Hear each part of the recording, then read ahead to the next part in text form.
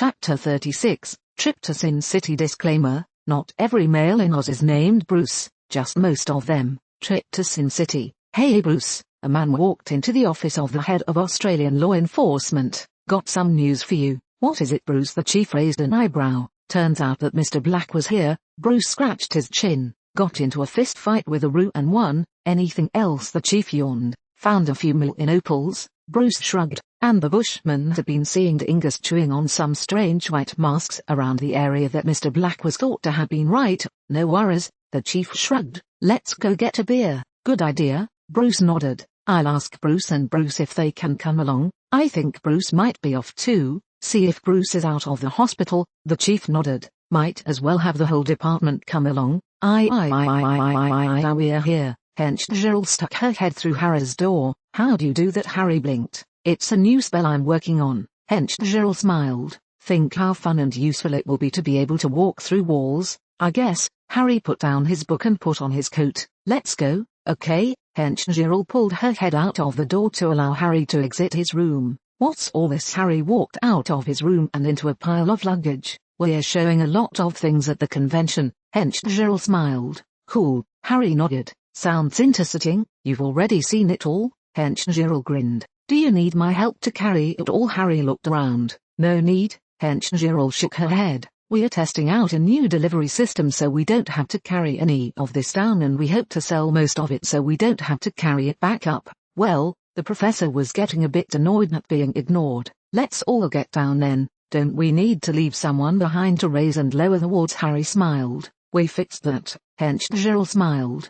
Now your cell flu sends up an encrypted signal that trips the wards and allows us to pass. Cool. Harry shrugged. Let's go. The three friends appeared in the lobby of a casino in front of a large bank of slot machines. Hold on a sec. Harry smiled. I want to try this. You do know that the odds of winning are slim to nil. The professor smiled. Yup. Harry gave a cheerful nod. Okay then. The professor shrugged. Harry walked up to one of the machines and slipped a coin into the slot. The machine clicked word and blinked, and then sirens went off and lights began blinking. Congratulations, sir. One of the casino employees walked up. You've just won our motorcycle in our motorcycle slot madness. That's nice. Harry smiled. Is it okay if I try this again? Whatever you like, sir. The man nodded. Harry placed another coin in the slot and pulled the handle. The machine lit up and sirens began sounding again. What the hell? Harry's eyes narrowed. Congratulations again, sir. The casino employee smiled. I've never seen a person make two big wins in a row on the slots.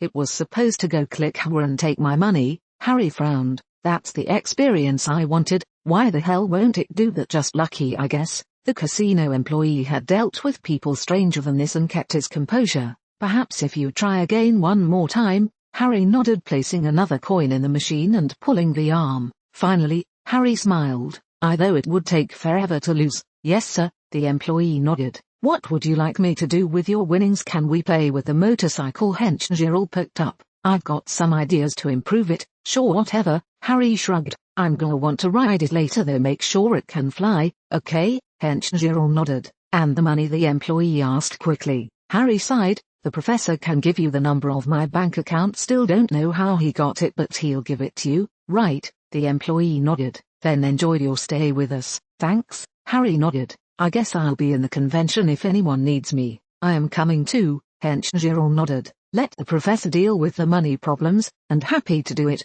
The professor smiled. Hench Gerald and Harry wandered towards the defense convention, and the casino employee turned to the professor. May I ask why he was disappointed that he won twice in a row? He just wanted a normal gambling experience. The professor smiled. Who wins at slots? I see. The employee blinked. Who do I put down as the winner, Mr. Black? The professor grinned. I'll give you the information needed to deposit it into his account in just a minute. The employee nodded. That explained everything. The master has ordered us to go after Black again. Wormtail sagged. He says that if we stop trying to kill Black we'll be seen as weak. The assorted Death Eaters shared worried glances and several made plans to turn themselves in. You three, Peter gave a disinterested wave. Come with me. Harry and Hench Gerald spent several minutes looking through the assorted booths and networking before it all became a bit tedious. I'm going to go get something to drink. Harry smiled. Want to come? Sure. Hench Gerald nodded.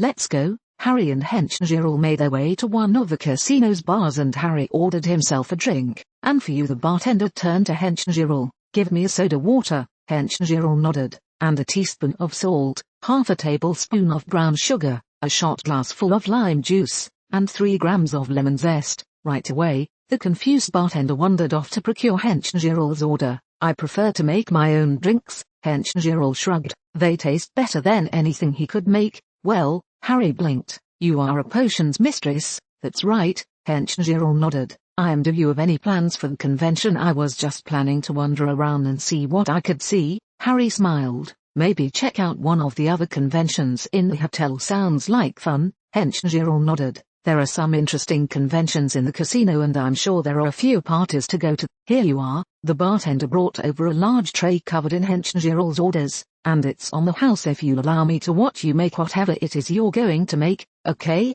Hench Gerald nodded. "But don't steal my recipe. I'd be happy to sell it to the casino but I don't want it used without my permission." "Of course not." The bartender nodded. "I've just had to know what you were going to do." "Okay." Hench Gerald spent several minutes mixing her drink. "And you end up with a citrus soda that's much better than anything on the market." "Wonderful." The bartender nodded. "I think I might be able to convince my boss to buy this from you." "What was your name again?" Hench Gerald. Hench Gerald smiled. "I definitely think I can convince my boss to buy this then." The bartender's smile widened. "The marketing aspect alone is astronomical." "Okay." Hench Gerald smiled. "Do you want a sip, Mr. Blackshaw?" Harry shrugged. Grabbing the glass, Harry took a short sip. "It's good, thanks for letting me try it." "No problem." Hench Gerald smiled.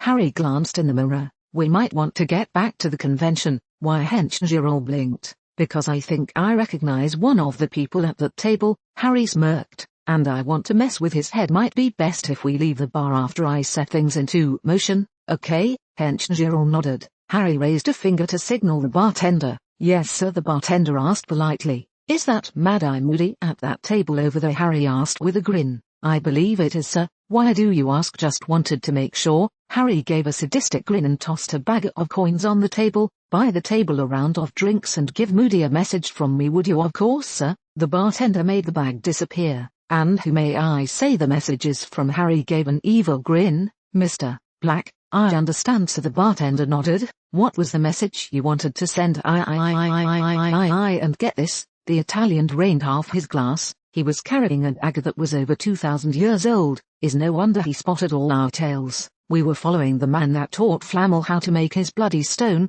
Nothing." One of the Japanese shook his head. "I saw Black." "I'm sorry to interrupt you gentlemen." The bartender placed a tray with several glasses and one bottle on the table. "But someone has bought you all a round of drinks." "Who?" "Moody, and half the table." eyed the bartender suspiciously. "Look at the label on the bottle." Moody squinted at the offending object and began to read aloud. "Johnny Walker, Black. He also wanted me to give you a message." "So what's that?" Moody's eye was spinning as he attempted to find one of the most feared men in the world. "Constant vigilance." I.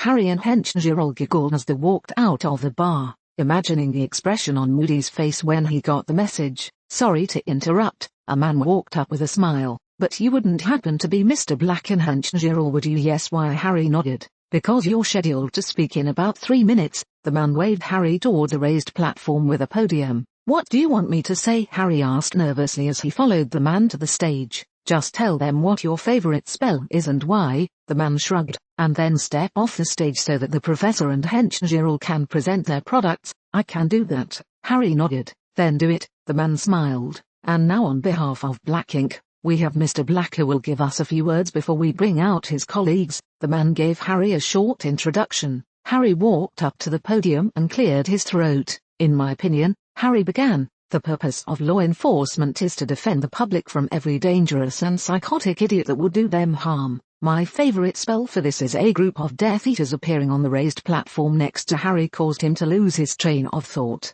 The thousands of magical law enforcement, military, defense contractors, and armed civilians watching Harry's speech blinked in surprise. "Prepare to die," one of the dumber Death Eaters threatened. "These are those idiots that I've been telling you about." Harry couldn't believe what was happening. "Notice the dark robes and white masks. Flee before the might of the Dark Lord," another dimmed Death Eater tried. "I didn't call them here." Harry looked around the room.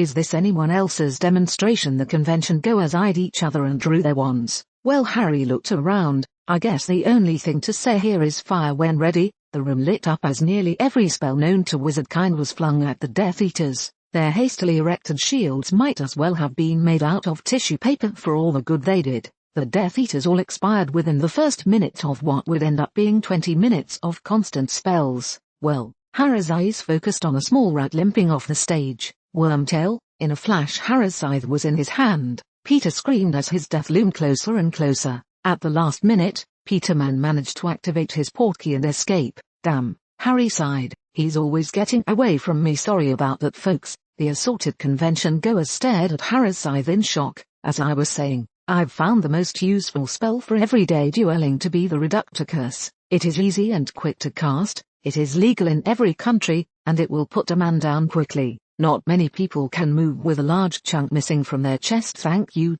The audience applauded enthusiastically and Harry took a bow before he stepped off the stage. With the tough job of following Mr. Black's rather impressive performance, the announcer paused to let the laughter die down. Is the professor and hench Girl, the head researcher and head potions mistress of Black Ink.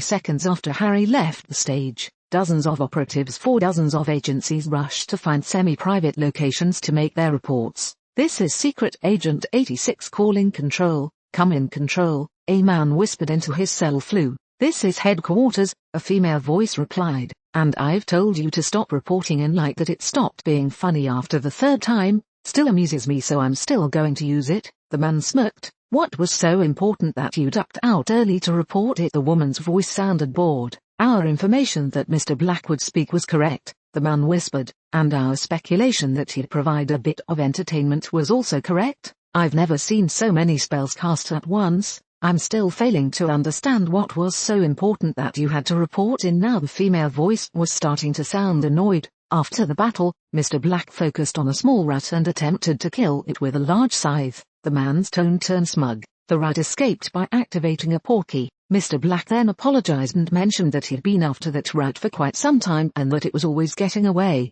It is pure speculation on my part, but I know of only one figure that is said to use a scythe to reap his victims. I see. The female voice paused. Return to the convention and report any other items of interest. You also have permission to buy anything you desire from Mr. Black's company. Control out. I knew I'd be able to get her to do that if I kept pestering her. The man gave a satisfied grin. I'll be placing myself in terrible danger if I continue my attempts to get her to make more references like that and loving it. Heh, and the Bruce thing is from an old skit, if you know it. Cool.